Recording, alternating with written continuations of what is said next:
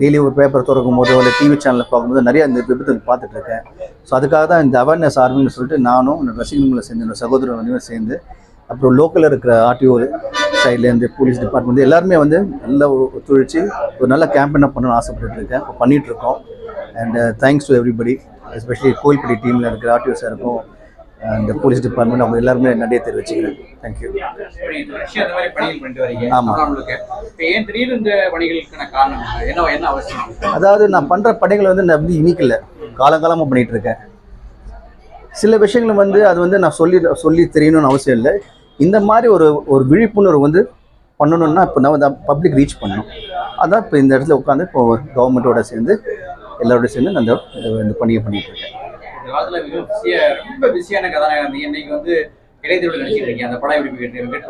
ரொம்ப நல்லா போயிட்டு இருக்கு. புரியல. ரொம்ப நல்லா இருக்கு. நீங்க மிகப்பெரிய ஹீரோ இருந்தீங்க. இப்ப இன்னைக்கு இன்னொரு மிகப்பெரிய 2 லெஜண்ட் சேர்ந்து நடிக்கும்போது மக்களும் நிறைய எதிர்பார்க்கறாங்கல்ல. நிச்சயமா அதுக்காக நடிக்கிறோம். நாங்க 2 பேர் சேர்ந்து நடிக்கும் போது நீங்க சொன்னீங்க பார்த்தீங்களா, எதிர்பார்ப்பு இருக்குன்னு சொல்லிட்டு, அந்த எதிர்பார்ப்பை வந்து மீட் பண்ணுறதுக்கு தான் ஒரு படத்தை வந்து ஒரு ரேஞ்ச் இருக்குது. அடுத்த ரேஞ்சு கொண்டு போகும்போது அந்த படத்துக்கும் ஒரு நல்ல ஒரு எதிர்பார்ப்பு இருக்கும் மக்கள்கிட்டேருந்து. அண்ட் எங்களை பொறுத்த வரைக்கும் மக்களை வந்து மகிழ வைக்கணும், அவங்கள வந்து என்ஜாய் பண்ண வைக்கணும், தியேட்டருக்கு போகும்போது சூப்பர் டான்ஸ் சொல்ல வைக்கணும். அதுக்காக வந்து இந்த மாதிரி பிரம்மாண்டங்களும் படம் நாங்கள் பண்ணிகிட்ருக்கோம். மற்ற மொழிகளில் தெலுங்கு, ஹிந்தி நிறைய பிரிவுகள் இணைந்து நடிச்சிருக்காங்க. தமிழ் இப்போ தான் புள்ளி ஆரம்பிச்சு நினைக்கிறேன். இல்லை, எப்போ ஆரம்பிச்சாச்சு. நான் கல்லூரி வாசலில் நிறைய படங்களும் பண்ணிகிட்ருக்கேன். இன்றைக்கி நேற்று பண்ணல. இப்போ இந்த காலகட்டத்தில் இப்போ நானும் என்னோட சகோதரர் திரு விஜய் அவரும் சேர்ந்து பண்ணிகிட்ருக்கோம். அதில் வந்து பிரபுதேவ் சாரும் இருக்கார். நிறைய பேர் இதை சேர்ந்து நடிச்சிட்ருக்கோம். ரொம்ப சந்தோஷமாக இருக்குது. அட்லீஸ்ட் இப்படி ஒரு நல்ல ஒரு பிரம்மாண்டமாக படம் வந்து அமைஞ்சிருக்கு. அது வந்து இயக்குனர் வெங்கட் பிரபு அவருக்கு தான் நன்றி சொல்லணும். அண்ட் ஏஜிஎஸ் கம்பெனி இவ்வளோ பெரிய பொருட்களை வந்து படம் பண்ணிகிட்ருக்காங்க. அண்ட் அவங்க எல்லாருமே வந்து மனசில் ஒரே ஒரு இது தான், மக்களுக்கு ஒரு சூப்பர் படம் கொண்டு போய் சேர்க்கணும்னு சொல்லிட்டு எல்லாமே சூப்பர் அமைஞ்சிட்ருக்கு. அப்படி ரொம்ப சந்தோஷமா இருக்கு. தமிழகத்துல வந்து திரையுலகை சேர்ந்த எம்ஜிஆர் தான் அரசியல் கட்சி ஆரம்பிச்சு சாதித்தார். அதை தொடர்ந்து விஜயகாந்த் வந்து எதிர்கட்சி தலைவராக தற்போது விஜய் ஆரம்பிச்சிருக்காரு. இது எப்படி பார்த்தீங்க? அவங்க இது வந்து நல்ல விஷயம். அந்த பதில் வந்து மக்கள் தான் சொல்லுவாங்க. இப்போ வந்து நான் நடிகனுங்க, என்னால் என்ன முடியுமோ நான் செஞ்சுட்டு இருக்கேன். காலம் தான் டைம் சொல்லுவோம். நீங்க ஒரு நடிகராக செய்யும்போது நீங்க அதிகாரத்தில் கொஞ்சம் அதிகமாக செய்யலாம்ல மக்களுக்கு. ஏன் இப்போ ஒரு சாதாரண மனுஷனை செய்யலாமா? அது இப்போ நான் சாதாரண மனுஷன் தானே, என் கூட இப்போ இல்லையா கவர்மெண்ட் சப்போர்ட் இல்லையா? கூட பாருங்க, நான் பக்கபலமாக இருக்காங்க. இது போதும். ஒருவேளை உங்களை விஜய் சார் வந்து நீங்க உங்களை அழைத்தானே நீங்க வருவீங்களா? அது காலம் தான் பதில் சொல்லுங்க.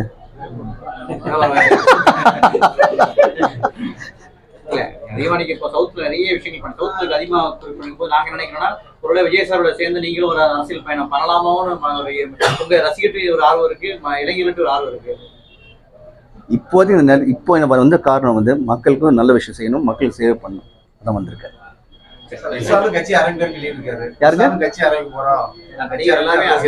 இப்போ கேட்கல. நல்ல விஷயம், அதுவும் நல்ல விஷயம் தான். இப்போ வந்து நான் நடிகனுங்க.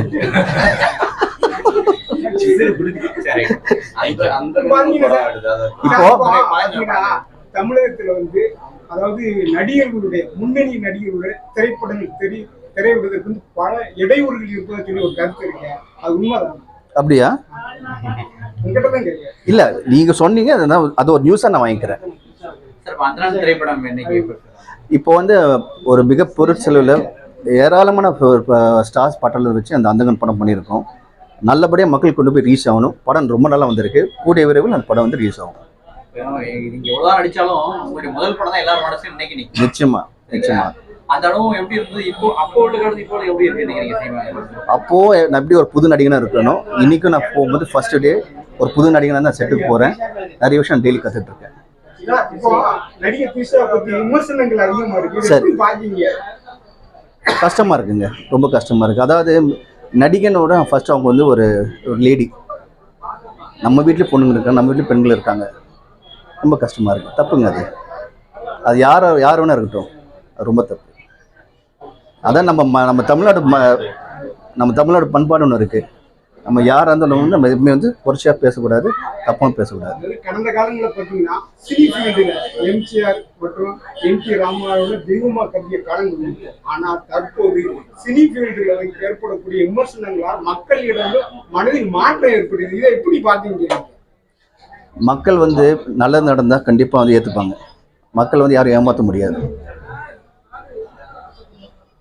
அவ்வளோ முடிஞ்சிச்சு.